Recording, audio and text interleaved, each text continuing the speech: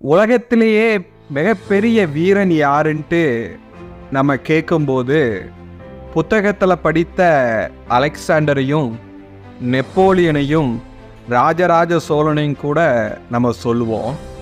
புத்தகத்தில் சொல்லாத ஒரு உண்மை இருக்குது. உங்களுக்கு தெரியுமா? உலகத்திலேயே ரொம்ப ரொம்ப பெரிய வீரர் யாருன்னு கேட்டிங்கன்னா நம்ம அம்மா தான். தாயோட அன்பு முன்னாடி, அந்த பலத்தின் முன்னாடி ஒருத்தரும் இணையாக முடியாது. ஒரு உதாரணத்தை நீங்கள் பார்க்கணும்னு நினச்சிங்கன்னா எரும மாடை பாருங்க. 10 சிங்கம் எதிர்க்குது தன்னுடைய பிள்ளைக்காக. 10 சிங்கத்தையே எதிர்க்கிறா பாருங்க. சிங்கம் காட்டுக்கே ராஜாவாக இருக்கலாம். தாயின் அன்பு முன்னாடி அது ஒரு எறும்புக்கு சமம். நமோ நாராயண்.